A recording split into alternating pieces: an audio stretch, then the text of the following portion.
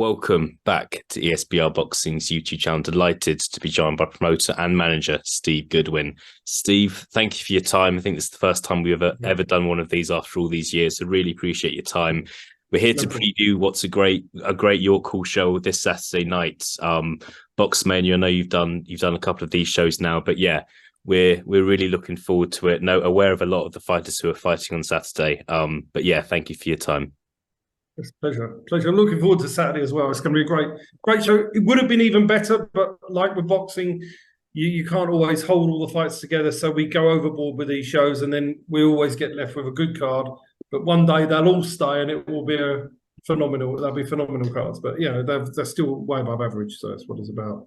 Yeah, fantastic. Yeah, obviously there was I think Brad Pauls versus John Harding Jr. was possibly the one that was going to be a real highlight of the show, and yeah, I know Brad picked up an injury, but I know that fight's been rescheduled for March, so looking forward to that one in 2024. We're not going to go over the entire card because we've not got enough time basically, so we're just going to touch on a couple of the key fights. We'll start with the European title fight. Lauren Parker against Giuseppe Di Stefano. Weirdly enough, identical records, both of them 7 wins, 1 loss, and 1 draw. Yeah, just thoughts on this one, Steve. Lauren Parker, she's been out for over a year. But yeah, I think how much of a step up for her do you think this is? It's a step up. It's the hardest fight she's had. She won the IBO Intercontinental a year or so ago, but this is without doubt the biggest step up in her career. And you've got to give her a lot of credit. I mean, she came to us, she was 4-1-1. The record wasn't great. And we've worked really hard with her, family, her trainer, Paul Webber. She's now ranked 8 in the world by one body, 10 in the world by another body. So we've really got her in a really good position. And this is her defining career fight. And so much so, I mean, this went to purse bids. Joshua went over to Rome with a bid to get this fight here. So we aggressively took this fight and got it here because we wanted to give her every chance in the world. She's got, as you know, you get a lot of hard luck stories when our boxers box abroad. There's plenty in recent times, and we didn't want any hard luck stories. We wanted to make sure that if she's good, if she wins, she gets the decision, and we got much more chance of doing that here. Yeah, no, fantastic. We're really looking forward to this one. Just one side question: whenever I speak to boxers, they're always focused on the fight in front of them. Whereas I'm speaking to you now and feel like we can have more an open conversation. One British super flyweight that there's a lot of hype around, has been boxing on big platforms for a couple of years now, is Shannon Ryan at super flyweight. Do you think if Lauren comes through Saturday night, that's a possibility? That would be a big fight on for sure. I mean, I'd like to do it for a world title. But yeah, I mean, the bottom line is Lauren was the one who's going to have a belt and going to be the world ranked. So, but yeah, we're open to that fight for sure, because after we get through this, we really want to push on. And that's a fight we would love to do at some point. And but yeah, if they would like to come forward with that, we will happily, if the deal is right, we'll do it. Yeah, fantastic. Moving on to personally the fight I'm looking forward to most, Peter Merger versus Ramez Mahmoud at super bantamweight. I was lucky enough, I've spoken to both fighters yesterday separately, of course, and yeah, I'm not gonna give a prediction here, just because I think it's such a tough one to call, but really interesting one. If you don't mind, Steve, if you could break this one down for us, and I'm interested to see who you think the favorite is in this fight. Well, I manage Peter Merger, right? So Ramez Mahmoud is somebody I've helped in his earlier career when he was managed by my friend Mickey Amu. So I know Ramez really well. I think it's a really good fight for both of them, in that Ramez has sort of had his chances and has come up short. Peter Merger is on the up. So Ramez has got the better resume by quite a way, without a doubt. But you normally side with the fighter on the up than the fighter who's coming down from the harder fights. Ramez is a really quality fighter. I wouldn't dismiss him. But I think the favourite's Peter, because you've always got to side with the fighter that's got the impetus rolling with him. He's coming off the win for the Southern area. The only time he lost was when he fought in the away corner on my show when I didn't manage him. So I think he's the favourite, but if you were a bookmaker, you would probably honestly have it 10 to 11 each of two.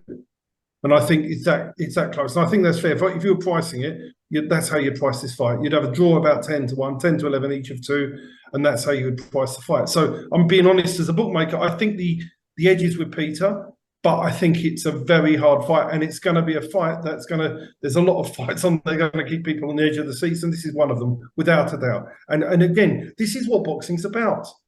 You want people to go to boxing nights and go, who's going to win? We're not sure. Lauren Parker, Di Stefano, who's fought a European title, fought higher level. Who's going to win? Who's going to win Peter Merger, Ramirez Maru? This is what boxing is about, what we want. You don't want to be going every week to, even if it's a name, fighting somebody and they're 10 to 1 on with a 90% probability of winning. This is what boxing's about. And Saturday, we're going to see that in quite a few of the fights. Yeah, look, I think out of all the shows I've seen at York Hall this year, there's not ones that I'm more excited about than this one, and that's just because I don't know how to call it. I've seen both fighters fight a lot over the last 4 or 5 years, seen them win fights, seen them lose fights, but it's really exciting. I think having that mix of Ramez's kind of work rate with a mixture of Peter Merg, the fact he's only had 8 fights, I think it's the most interesting thing for me, but I'm really looking forward to this one. Totally agree. Great. Move on to the final fight we're probably going to look at here. Denis Dakayev versus Mikey Saki. This is Denis's, I believe, his first defense of his English super lightweight title. Beat Sajid Abid in his last fight. Sajid obviously beat Mikey Saki earlier this year in what was a really good fight. Still got knocked down by Mikey Saki. It was a close fight. Thoughts on this one, Steve? Right. So what you've got here is Mikey Saki has the better resume going back, but Mikey has had a situation where, in my opinion, he doesn't do enough work in fights, doesn't throw enough, and that's been his undoing in recent times. In that he hasn't been active enough, he hasn't thrown enough, and if he doesn't throw enough against Denis, he will lose. Denis has got momentum in his favour. He's on the up. Mikey's coming back from a reversal, so Denis is the fighter on the up. But for Mikey to get an English title on the back of losing to Sajid is an opportunity for him that he had to take. So again, if you were a bookmaker, you would probably price this up 4 to 6 Denis and 5 to 4 against Mikey if you were bookmaking. But I think in this situation, it's a very, very good fight. Mikey Saki has a big punch. He knows a loss here. It's going to be very difficult for him to come back from. Denis wants to get this win and move on towards British title. It's a really, really great fight, but it's the right fight for both because Mikey needs to know where he's at. Denis, without a doubt, and Denis, he's progressing well. But it's no gimme. It's no gimme. It's a proper fight, this. But it's the right fight for both. English titles are a very prestigious title. Once you've won the Southern area or been through that route, this becomes the fight that leads you on to British. And this title is a real leader in. And so, it's a great fight for both. But I think as a bookmaker, that's how you price it. Doesn't mean that Denis is going to win, but that the bookmaker would price that based on the resumes and the performances in recent times. Yeah, look, it's another one I'm looking forward to. I think I'm expecting Denis to win this fight. However, my kind of issue with it is that he's had that 10-rounder against Sajid Abid in September. He's back out again end of November. And that Sajid fight, I remember it was one of those where, like the Peter Merger Ramez Mahmoud fight, it felt like it was a real 50-50. You had so many people saying each fight was going to win. Got through that fight, and now there's a fight he's now expecting to win. And sometimes this is when you see fighters trip up because they're not as focused. Here's the problem, though, with this fight was when Denis wins in September, he's only got till January to do a voluntary. Then he'll get served his mandatory. So if he doesn't do his voluntary now, he's going to get served the mandatory before he... So he wanted to do his voluntary. That's why he has to fight again now, because otherwise he misses his voluntary defence. So that's why he's had to do it. But, it's no gimme. It's another cracking fight. Yeah, fantastic stuff. Thanks for clearing that up for us, Steve. Just want to touch another couple of fighters on the card. Of course, the return of Linus Sadofia fighting after his fight against Kieran Conway. I know that was really unfortunate how that fight ended. He takes on Lester Espino in a 6-rounder. Do you want to ask Steve, just kind of obviously Linus, he's been on TV twice now, hasn't kind of disgraced himself in either fight. Am I allowed to ask what the plan is for Linus in 2020? Well, yeah, I mean, the bottom line is boxing is a ruthless sport, right? No matter how unlucky you are, he lost to Bentley in a split decision, which some 40 won, some 40 lost, but it was very close.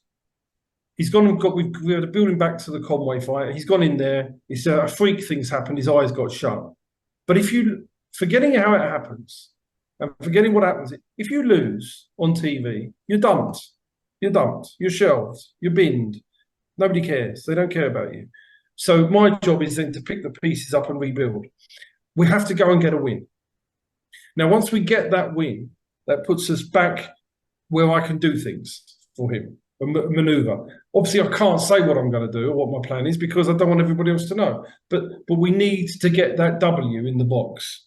And then, same as I did for Zach Chelly, he's now got a shot at the British and Commonwealth. But I needed to get him a W, which we did. And now I'm doing the same with Linus. Once we get the W in place, plans will be that, I'm looking for a big fight for him by next June. Let's leave it there. No, brilliant. Looking forward to seeing him back in action. Final fight to touch on, Steve.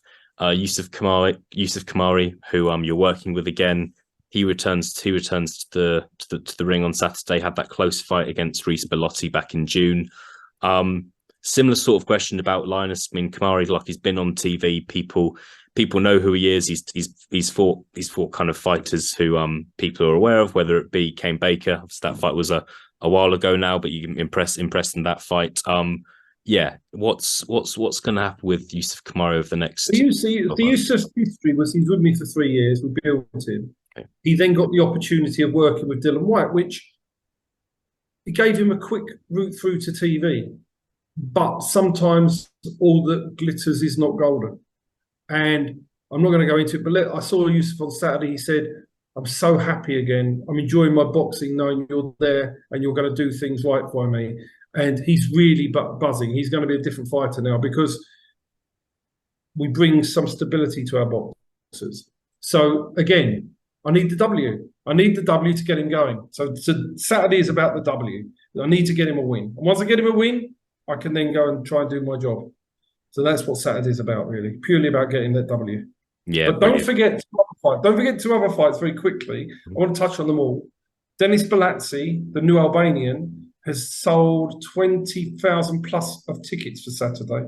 Wow. And he's very talented and he is a sensation. He's going to be a sensational fighter developed correctly in time. And he's boxing 9th on the show. He's in between the title fights. He brings an unbelievable support base. It will be electric when he fights. Don't forget him. And also, Jerome Campbell has his first 10 rounds in an English eliminator against Adam Rasul, Pat Barrett Camp.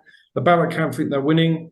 We think he's a perfect setup for Jerome. If he's going where we're going to win this fight. And it's a brilliant fight for him. So that is actually on paper. Again, if you were doing the odds on that fight, you'd have Jerome in my opinion, 4-5. Rasul in about 11-10, 5-4 against.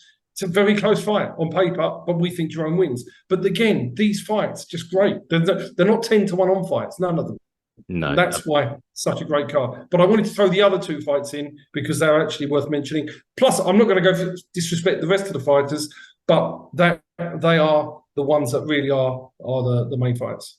Brilliant. Yeah, I think just great news from Jerome Campbell and Adam Rasul. Looking forward to seeing that fight. Just one thing on Balatsi for me. Looking forward to that. I think one experience. I'm not 100% sure if this was one of your shows or not, Steve. Florian Marku fought in his 3rd or 4th fight. We done that for him. Yeah, we promoted that. That was electric, right? Yeah. So, but this is a situation where he can't have all the tickets, Dennis, because we're doing him on a show. But he's had a supply of tickets it's still an amazing experience in there. And I think it's actually better when although we're doing another thing with an Albanian fighter in February, but there's a and even I think it's a better experience where it's merged where the Albanian fans are mixed in with the UK fans, because a lot of the Albanians, they can fill out your call on their own. But I think it creates an ultimate experience when they're involved as part of the show. I think it's even better. So I think you'll have excitement on Saturday night, and we've got some other fighters that are on that we're building towards titles. So it's a really, really good card, and I'm so excited for it. Great, me too. Okay, And Steve. Lauren Parker deserves this night. This is a night where they have. I mean, she has got a big backing behind her. She's a lovely girl, and she deserves this night. And I pray and hope that she can win on Saturday. No, fingers crossed for her. Steve, thank you for your time. I know you're a busy man, so I'll let you go. But yeah, really looking forward to Saturday night, 2nd of December at York Hall. It's another Boxmania show, and there is plenty to look forward to. Steve, thank you, and I'll speak to you again soon. Pleasure. Take care.